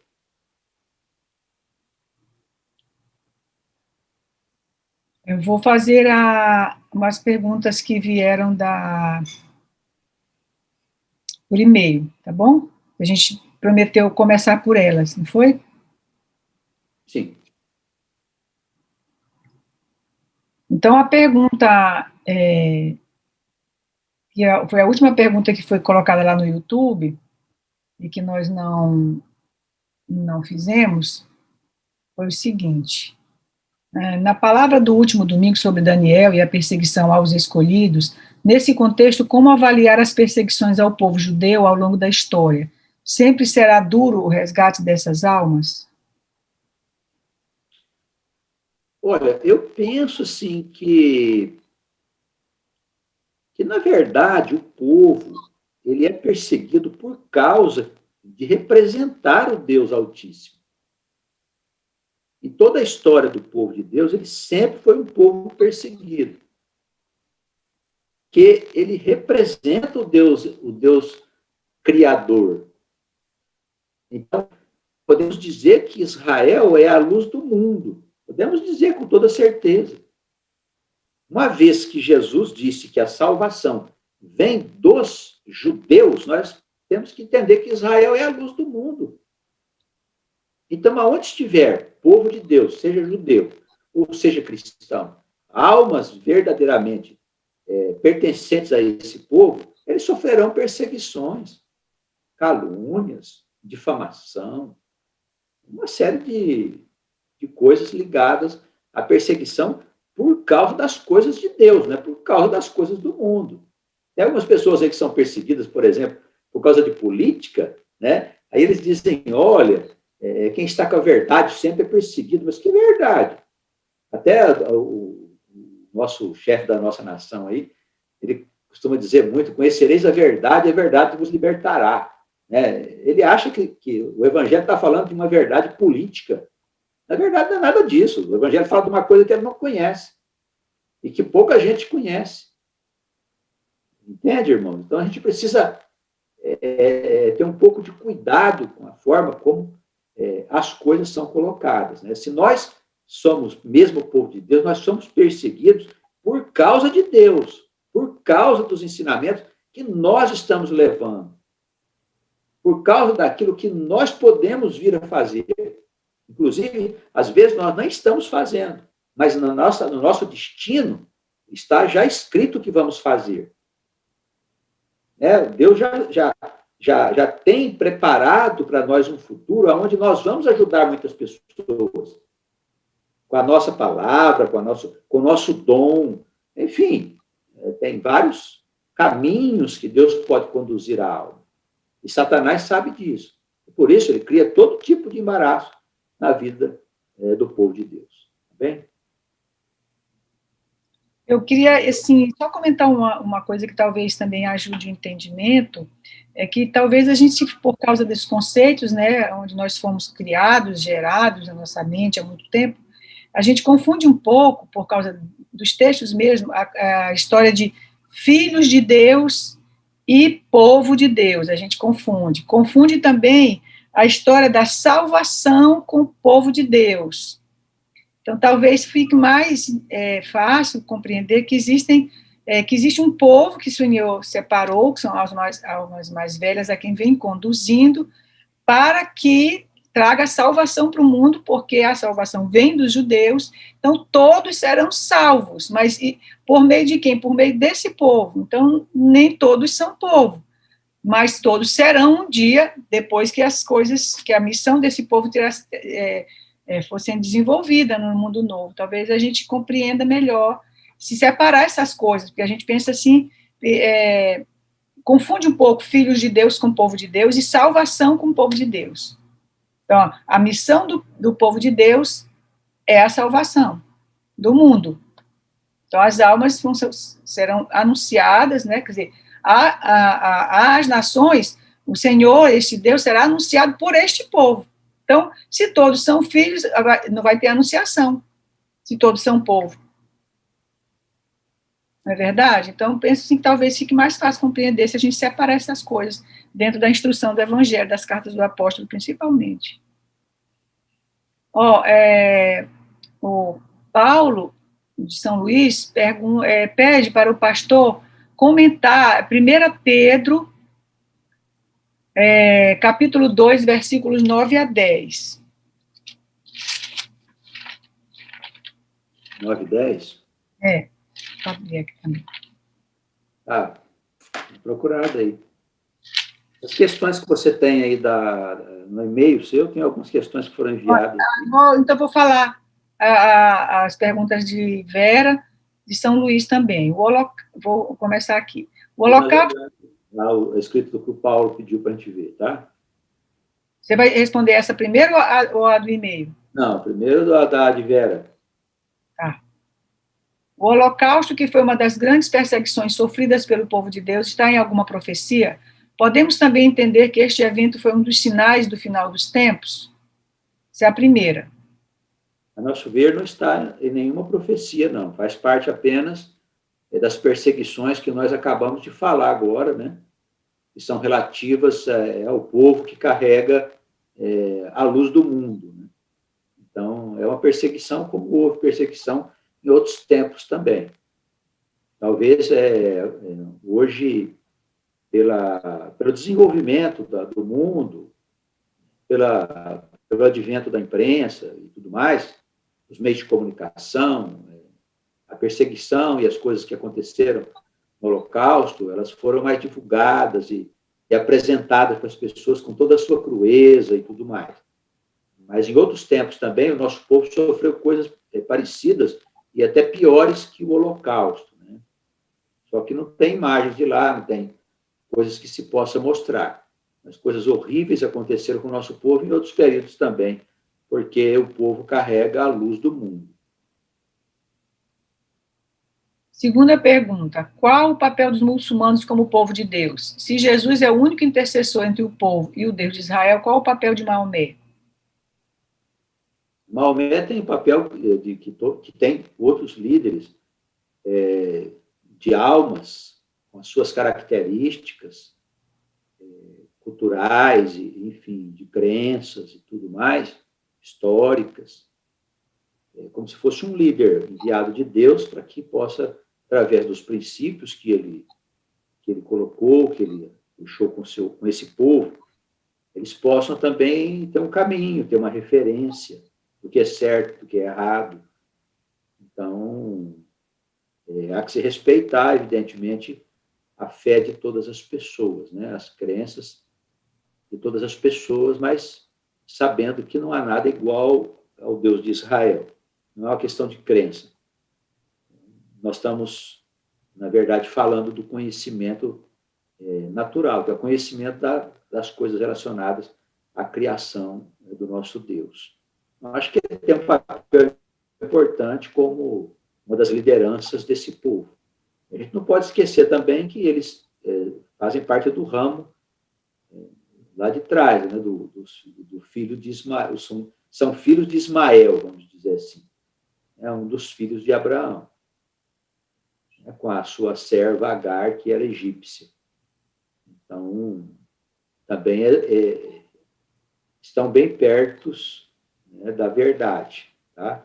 Estão bem perto da verdade, todos eles. Terceira pergunta, o capítulo 8 de Daniel, no verso 14, ele menciona 2.300 tardes e manhãs, onde haverá grandes eventos. É daqui que podemos entender os 7 anos e meio que acontecerão os eventos do final dos tempos?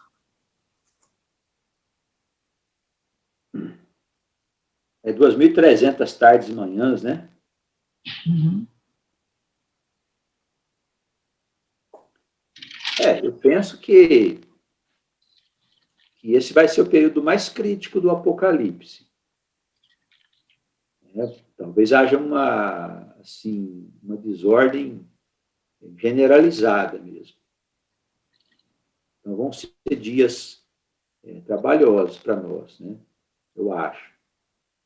O período especificado nas Escrituras é de 1.260 dias.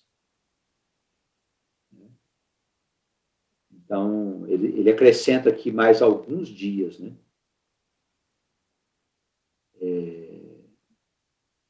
Há algumas algumas coisas relacionadas com esses números que a gente precisa dar uma olhada para depois responder com maior precisão. Mas há um período lá no fim do Apocalipse, no fim desses 1260 dias, que eu penso, no meu ponto de vista, ser a época mais complicada para todos nós. Uma época de desespero e tal, até que o reino seja anunciado. Vai ser um período de morte, de guerras, de contaminação do mundo, com radiação, com coisas atômicas, né? O mundo vai viver a Terceira Guerra Mundial no Apocalipse, com certeza. Ela vai acontecer. Não tem como não acontecer, né? Então, eu penso que esse período vai ser o mais complicado para nós. Ainda bem que não vai ser muito extenso. Agora o comentário da 1 Pedro, capítulo 2, 9 a 10. Sim, deixa só a gente dar uma olhada depois, pastora, na numerologia desses dias, e depois a gente volta a comentar. Na próxima semana a gente vai dar uma olhada lá em Daniel direitinho e vai fazer um comentário sobre a colocação que ela fez, viu? Sobre os números e o tempo que a gente pensa que vai ser mais complicado, tá? Pastora, me lembra, por favor. O que tem lá no 1 Pedro? 1 Pedro, capítulo 2, 9 e 10, onde ele fala da geração eleita, do povo que não era povo e se transformou em povo. Mas isso não quer dizer que não era povo, Está falando, né? do próprio povo, na verdade, né? Está falando do povo que perdeu, na verdade, a sua comunhão com Deus lá atrás, quando eles se separaram de Deus pela confusão que eles arrumaram lá, com o Roboão e o Jeroboão, filho de Salomão, e arrumaram uma confusão lá, mas parece que era assim mesmo a vontade de Deus que se separasse essas tribos para as almas poderem ser lançadas no mundo. E aí elas perderam essa identidade, né, com o Pai. Então, esse não era povo e agora passou a ser povo, não significa que era um povo estranho. Achei um povo estranho ali, se converteram e viraram o povo de Deus. Isso é um pensamento comum à teologia tradicional, que não acredita que existem outras vidas, que a alma acompanha a história do planeta. É o pensamento tradicional.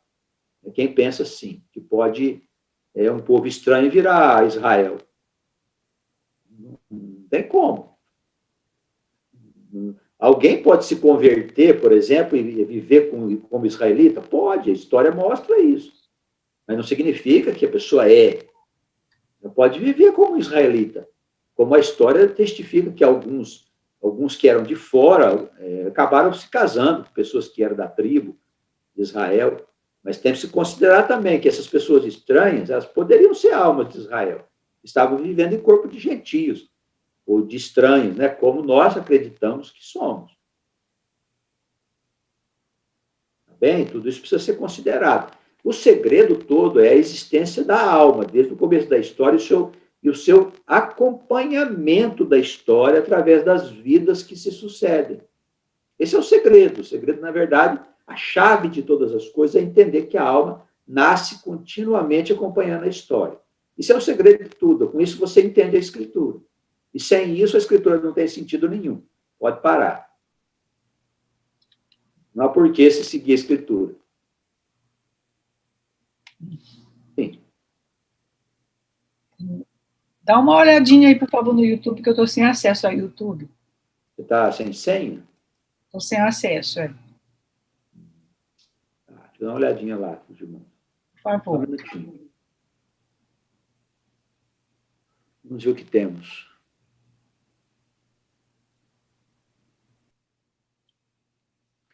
O Alex Machado, né, Ribeiro Machado, lá no YouTube, ele faz aqui algumas considerações daqueles que ouviram Paulo,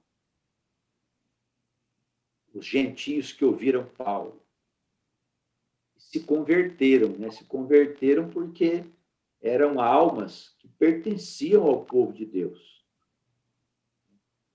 Então, eles compreendiam essas verdades porque eram ovelhas que estavam sendo chamadas e estavam ouvindo esse chamado. Então, eu acredito que que a palavra de Jesus, quando ele diz assim, as minhas ovelhas ouvirão a minha voz. Então, eu creio que o trabalho é feito para o povo, não é feito para a humanidade. Isso não quer dizer que as pessoas não se beneficiem dos ensinamentos das Escrituras. Qualquer pessoa pode se beneficiar dos ensinamentos das Escrituras, qualquer pessoa pode se beneficiar dessa salvação, de não ficar perdido depois da morte, entrar nas regiões invisíveis e ser cuidado pelos anjos, pelos espíritos, etc. O fato de existir um povo que está sendo chamado, não dispensa essa bênção que é esse ensinamento, essas revelações que Deus fez para a humanidade. Mas eu acredito que quem ouve é ovelha do pasto do Senhor. Eu penso isso. A irmã concorda, irmã? Concordo. Penso que se a gente trabalha com a ideia da trajetória dessas almas e de encarnações sucessivas, né? E a gente já tinha compreendido mesmo que, na verdade, Paulo estava em busca, Jesus veio em busca dessas ovelhas que estavam espalhadas, né, em muitas nações, lombos de gentios e de outros povos. Gentios, na verdade, são outros povos, né? Então, penso que fica bem claro isso. Acho que a ovelha que ouve é porque, aliás, a alma que o escutou e que compreendeu é porque tinha laços. Como quem tudo faz é Deus, penso que é isso mesmo, concordo plenamente. Meu irmão, tem aqui uma pergunta já da nossa irmã. Quer falar? Não, é a Sofia, tem mais algumas perguntas do YouTube. Você quer que eu continue lendo lá? Deixa eu ler, porque tem a ver com essa que a gente está falando aqui, a irmã Silma, de São Luís, ela aqui da sala, ela diz assim, pede para comentar Mateus 3:9, e não presumais de vós mesmos, dizendo, temos por pai a Abraão, porque eu vos digo que mesmo destas pedras Deus pode suscitar filhos a Abraão. Sim. Falando Isso, na verdade, é força de argumentação, né? Está colocando aí, não é uma coisa absoluta, assim, eu posso transformar qualquer um em filho de Abraão. Ele pode mesmo, né? Com certeza. Mas é só para dizer que o sujeito não pode, porque ele é descendente de Abraão, achar que ele é diferente das demais pessoas. Porque o povo de Deus não é diferente das demais pessoas, exceto pelo fato de ter sido chamado. O que caracteriza o povo de Deus é que ele foi chamado para cumprir uma tarefa. É isso. Então, o fato da pessoa ser descendente de judeu não significa que faz dela alguém diferente. É isso que Jesus está querendo dizer. Pode ser que ele estava diante de uma pessoa, de um judeu, que não tinha uma alma nele que era de judeu. Uma vez que nós sabemos que nem todos os judeus são judeus de verdade, não basta ser descendente biológico. Essa doutrina, ela veio do apóstolo Paulo. Então, isso aí é força de argumento, né? Que Jesus está usando. Tá bem? Assim, para dizer, olha, isso não é tão importante quanto você pensa ser descendente de Abraão, ser filho de Abraão. Tá bem? Sim. E aí, também aqui na sala, Regina Lazari, de São Luís, ela diz em Gênesis, Isaac ordenou a Jacó que não tomasse mulher entre os filhos de Canaã. Nesse tempo já se fazia separação por não ser povo de Deus? Nesse tempo já havia o zelo, né? Desde o começo. Deus disse que não queria que o povo dele se misturasse com estranhos. Mas não quer dizer que isso seja uma coisa absoluta. Porque nós podemos ter a alma do povo de Deus em determinados lugares, vivendo em certos momentos, aonde o povo de Deus vai estar. Por isso que surgem algumas uniões de pessoas de fora com israelitas, e acabam eles entrando na linhagem do povo de Deus. Mas isso não significa que aquela alma não pertencesse ao povo de Deus. Existe uma possibilidade de alguém que não pertence ao povo viver com alguém que é do povo? Eu acho que existe essa possibilidade. O fato dela casar com alguém que é do povo não quer dizer que faz da mulher, por exemplo, uma pessoa que pertence à linhagem de Israel. Eu acho que a questão é fechada. Eu penso isso. Por exemplo, a Sofia Calderoni, ela perguntou sobre a Raabe e a Ruth, né? Que eram mulheres que casaram-se com israelitas e acabaram gerando, na verdade, Davi e tal, né? São pessoas que entraram na linhagem do nosso povo. Eu creio que, nesses casos, essas mulheres elas eram almas do povo que estava vivendo entre gentios. Eu acho isso muito comum, é frequente isso acontecer, para que as coisas possam se desenvolver de acordo com o plano de Deus. É isso que eu penso. Tá? Respondendo a questão da genealogia do rei Davi, né? Que vem lá da Ruth e da Raabe, né? Que eram mulheres que não pertenciam ao povo. Bem? Tem mais perguntas aí, irmã? Não. Hã? Não. Aqui na sala, não. No YouTube tem? Tem? Pode seguir? Pode. A Sandra Calil perguntou o que é que o Israel buscava e não tinha alcançado. Versículo 7, né, da lição de hoje. Está aqui atrás. Ó. O versículo 7, né? Ela tá da lição passada. Na verdade, está perguntando sobre a lição passada. Então, o que o Israel... que Israel que ele está falando aqui? Aqueles que estão perdidos. Né? E os eleitos alcançaram, que é aquele remanescente. Mas Israel também buscava salvação. Mas eles não tinham alcançado ainda, por vontade de Deus, por causa da necessidade de salvar as outras almas, os gentios, de modo que Israel se tornasse completo. A gente vai ver isso no estudo de terça-feira vindoura. Tá bem? Nós vamos ver que todo esse movimento de Paulo em torno dos gentios tinha só uma finalidade, que Israel pudesse ser completo. E é aí que eu penso que os gentios pertencem, na verdade, ao povo escolhido. Esse movimento foi feito para encontrar as ovelhas perdidas da casa de Israel. Bem? Aqui na sala, outra pergunta de Delmo Ramos, de São Paulo, ele pergunta, em Mateus 7, 21, faz uma citação, Mateus 7, 21, nem todo que me diz Senhor, Senhor entrará no reino dos céus, mas aquele que faz a vontade de meu Pai que está nos céus.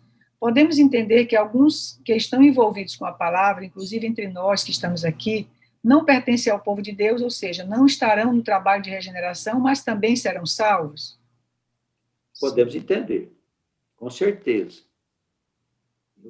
A salvação ela está ao alcance de todas as pessoas, independente de ela ser ou não pertencente a essa linhagem que nós chamamos de povo de Deus ou o verdadeiro Israel. Porque toda a história das Escrituras se desenvolve em torno desse povo, a história inteira. Não tem assim, ele não escreveu para outras pessoas, nada, tudo que está escrito tem a ver com a unidade do povo, com essa unidade de irmãos, que o Salmo 133 falou hoje. Então, irmão de verdade não é qualquer irmão, é irmão pela descendência de Israel. Se nós nos sentimos povo de Deus, alguns que estão entre nós não são pertencentes a essa linhagem, mas não se segue que não sejam pessoas com quem nós vamos deixar de conviver, ou eles não vão ter acesso ao reino, à salvação. Absolutamente. Todos têm acesso à salvação e ao reino. Todas as almas. Tá bem? Independente delas serem ou não da linhagem desse povo. Eu penso que não sei, talvez a irmã podia até fazer um comentário. Eu penso que que esse sentimento de unidade é uma coisa muito forte dentro da Escritura, não é, irmã? Sim. O sentimento de unidade é o que norteia, na verdade, a instrução toda, né? Porque se a Escritura ela é interessada para esse povo, e isso para nós já está bastante claro, o que fundamenta o tempo todo a instrução é buscar essa unidade, porque se o povo não tiver a unidade em torno do Deus de Israel, o que não estiver em unidade não é povo, porque já são almas que já estão sendo experimentadas um tempão, né? Para que possa realmente reconhecer esse Deus como seu Deus e entender, compreender as suas responsabilidades. Por isso, nós temos dito que é preciso que a gente saia um pouco da preocupação individual, embora toda a instrução seja para as almas individualmente, para pensar coletivamente. Temos né, recebido essa instrução e conversado sobre isso, pensar sempre coletivamente como um povo que precisa ter unidade em torno do seu Deus, para uma tarefa que ainda não foi feita. Essa tarefa ainda não foi feita. Essa tarefa que é o grande reino, nessa missão desse povo, que é o reino de Deus, o estabelecimento desse novo tempo, desse novo espírito, desse novo cântico, ainda não foi feito. Quem vai fazer? Essas almas. Mas elas não são todas as almas do mundo, evidentemente, nós estamos vendo aí. Então, são poucas almas, não são muitas. Não é? Estão espalhadas porque ainda não têm noção da sua identidade. Então, penso que essa união é o que precisa ser despertado em todo mundo, né, que é povo, para ter essa união em torno deste Deus, porque é esse o fundamento da Escritura. Para quê? Para que ela possa levar essa salvação. Então, na verdade, quando Paulo desenvolve o tema de filhos de Abraão, ele está se referindo às almas salvas, que um dia todos serão filhos de Abraão, porque todos serão salvos, todos serão unidade. A mesma unidade que Israel tem, todos terão. Mas isso ainda não aconteceu, não é? Então, é nesse sentido. Mas, mesmo de Abraão, sai uma linhagem de Isaac e uma linhagem de Ismael. Isaac, ele disse, em Isaac eu chamarei tua descendência, quer dizer, a tua responsabilidade está entre os descendentes de Isaac. Qual a responsabilidade? De levar a salvação, anunciar esse Deus, levar o conhecimento das pessoas, essa ciência, essa luz e essa salvação, que dito pelo próprio Jesus que viria por meio dos judeus. Então, eu penso assim que à medida que a gente vai abrindo, né, deixando que o Senhor instrua, nós vamos compreendendo melhor as coisas mais aprofundadas e também compreendendo as responsabilidades se nós estamos aqui, não é, recebendo essas coisas e sentindo em nosso coração que somos um povo a quem Deus vem guiando ao longo do tempo. Isso é uma coisa que a gente precisa ter cuidado de não fazer juízo da nossa condição, e nem da condição de ninguém. Penso que isso é uma coisa muito importante da gente fazer, porque nós já passamos por algumas fases assim, será que eu sou regida pela lei ou pela graça? Será que é isso? Então, a gente começa a fazer juízos, né? Nós, na verdade, quem sabe é Deus, quem sabe da nossa salvação é Ele, quem sabe da nossa condição é Ele. Agora, sentimos em nosso coração esse laço, esse vínculo com esta Escritura, sentimos no nosso coração um interesse, desejo de conhecer esse Deus, de receber essas instruções com alegria, com gratidão, então nós temos um vínculo com o eterno Deus de Israel. Se não, não temos. Mas não quer dizer que não somos salvos. Não quer dizer que não participaremos, né, da mesa, essa grande banquete que o Senhor tem preparado, que é o reino. Agora, quem é quem só no dia mesmo, né, doutor? Só no dia mesmo. Não sabemos. Para chegar aquele dia. Tem mais algumas questões aqui no YouTube. O Alan Machado, ele faz uma pergunta sobre o apóstolo Paulo, quando estava levando a mensagem aos gentios, se ele tinha ideia que eram as almas que estavam perdidas, né? Se ele sabia disso. Ou assim, olhando para o contexto, ele acha que ele não sabia, que ele não tinha ideia de quem eram os gentios que ele estava procurando. Tem o apóstolo Paulo? O que a irmã diz?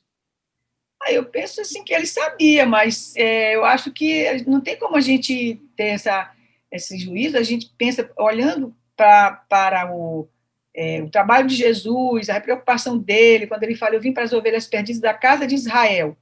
E quando a gente vê que ele passou muito pouco tempo e chama Paulo para fazer esse trabalho, estava nas mãos desse apóstolo essa busca, encontrar essas almas, né? Porque ele ficou muito pouco tempo, mas como que nós vamos saber se ele sabia ou não? Eu não penso que, claro, 2000 anos atrás, as coisas estavam ainda fechadas em termos de compreensão de muitas coisas, mas penso que o apóstolo Paulo, como uma alma especialmente chamada por Jesus, não haveria de ser qualquer alma, né, sem compreensão, sem entendimento das coisas, né?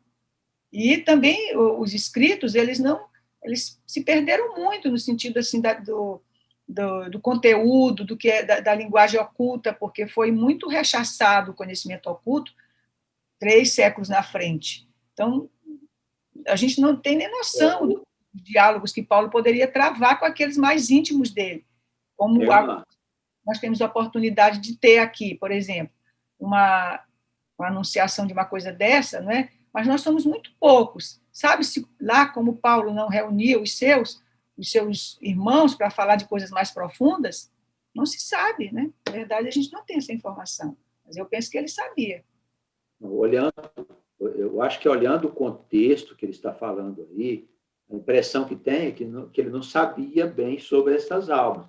Mas há alguns versículos, nós vamos ver no próximo estudo, alguns versículos que dá a entender que ele sabia. Então, há uma certa desconfiança sobre a natureza do texto, da tradução. A tradução do Novo Testamento, ela traz assim um perfume do catolicismo, entendeu? A doutrina da Igreja Católica. Ela traz esse perfume, né? Assim, está por toda parte. Então, a gente tem que ter um pouco de cuidado com o documento. E outra coisa, eu penso que nós temos poucos documentos do apóstolo para conhecê-lo. As notícias que nós temos vêm de Pedro, que dizia que a doutrina dele era muito complexa e profunda, e que as pessoas liam e distorciam os ensinamentos de Paulo. Então, ele não era um apóstolo comum, ele era mesmo uma pessoa que tinha um conhecimento incomum, além do normal. Isso a gente vê pelas considerações. Por que eu estou falando sobre a tradução, Alain? Porque quando a gente pega aqui os primeiros capítulos de Romanos, você entra em algumas colocações que foram feitas pelos tradutores, que você percebe que eles não estão entendendo o que é que o Paulo está dizendo.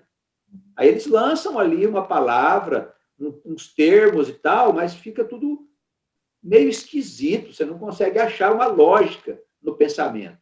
Então, essa carta aos Romanos, ela tem alguns capítulos que trazem alguns versículos muito estranhos.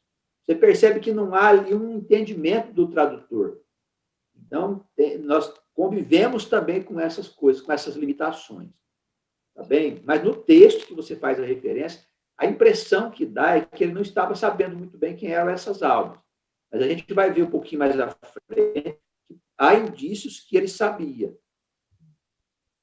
Tá bem? Então, é isso. O Antônio de Pádua, ele diz sobre o que Jesus afirmou ter outras ovelhas em outros apriscos, né? Em outras pastagens. Ele quer saber se seria uma nova linhagem do povo de Deus.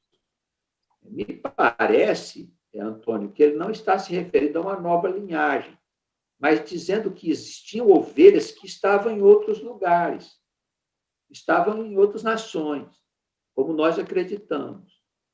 Eu penso que ele não falava de pode ser colocado em outros mundos, pode ser colocado em outros planetas, pode ser colocado. Pode ser colocado, por exemplo, em regiões espirituais também, nos céus, também poderia ser colocado. Mas quando ele faz uma referência dizendo em outro aprisco, ele está falando de pessoas que estão vivas. Né? Se é outro aprisco, ele está fazendo uma comparação com aquele aprisco presente onde ele está falando. aquelas ovelhas que estão diante dele, a quem ele está se referindo? Eu tenho ovelhas que estão em outros lugares, outras pastagens, e convém que eu possa juntá-las. Isso leva à ideia da junção de Israel, da busca pelas ovelhas, e da unidade do povo que virá no futuro. Tá bem? Eu acho que é isso, viu, irmã? Nós temos. Temos mais alguma pergunta na sala? Vamos para a última pergunta, pastor. Maria do Carmo de São Luís pergunta: o senhor comentou a respeito da misericórdia. Conforme nos instrui a palavra, a misericórdia de Deus faz nascer o sol sobre bons e maus e faz chover sobre justos e injustos.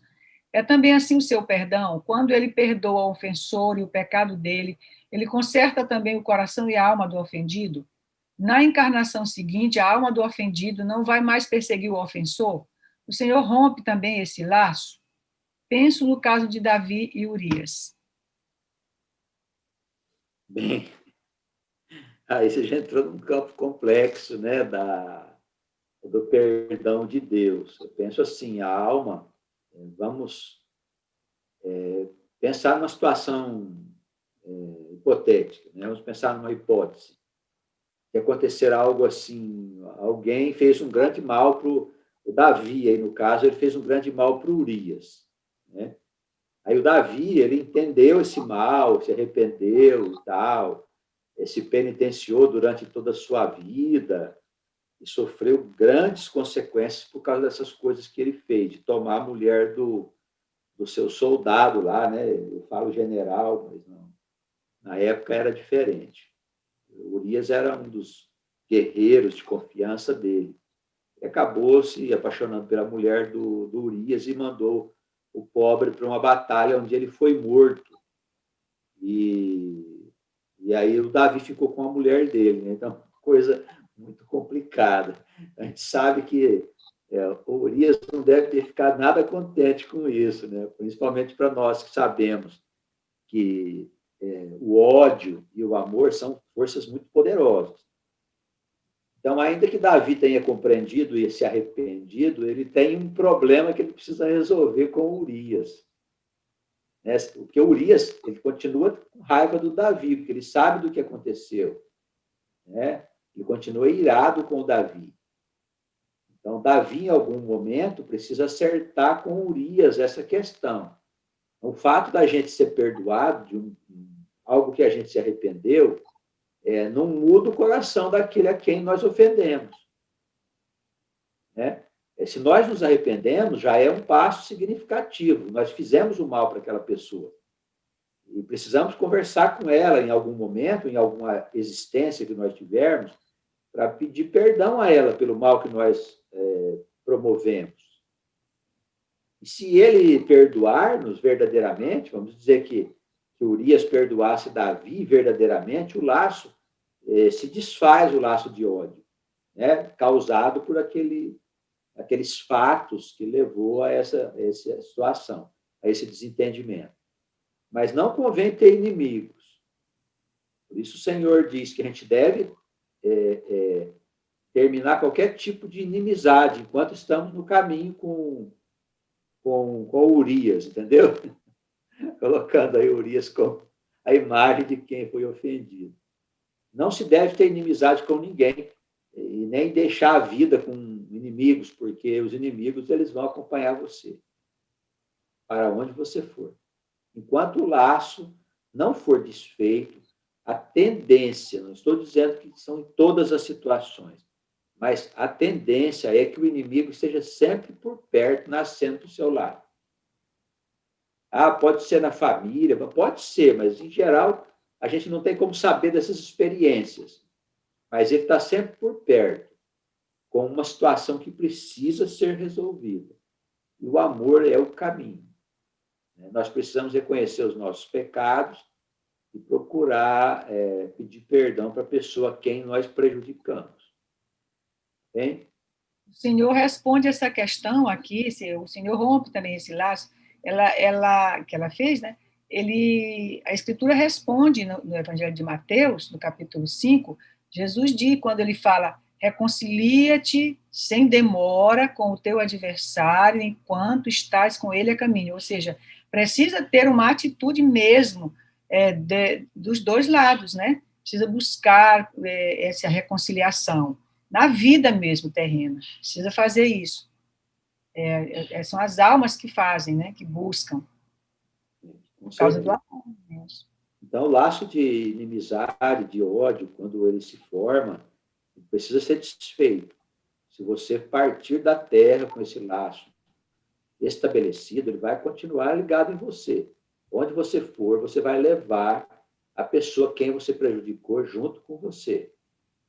Vai nascer por perto, vai ser seu vizinho, seu conhecido, mas logo vai haver uma confusão.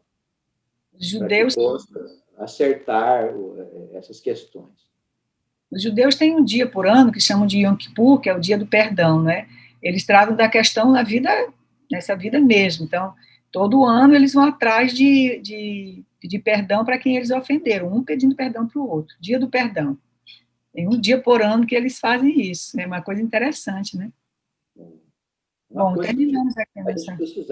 Tem certas coisas que a gente precisava aprender a fazer, né? Eu acho importante isso, porque é mais importante a gente reconhecer os nossos pecados e transgressões e ofensas do que a gente desejar que alguém venha até nós pedir perdão. Entende? Então, nossa vivência com Deus, ela precisa nos levar a refletir sobre as pessoas a quem nós ofendemos. Isso é muito importante. A gente ter a coragem de ir até elas para pedir perdão pelo que nós fizemos. Isso é muito importante. É isso que dignifica a pessoa. A pessoa que pede perdão, verdadeiramente, ela é muito mais nobre do que qualquer outro tipo de conduta. Porque a pessoa toma ciência de que ela fez o mal. Isso é maravilhoso. Não tem nada errado. Não é vergonha você ir pedir perdão, não tem nada disso. Bem?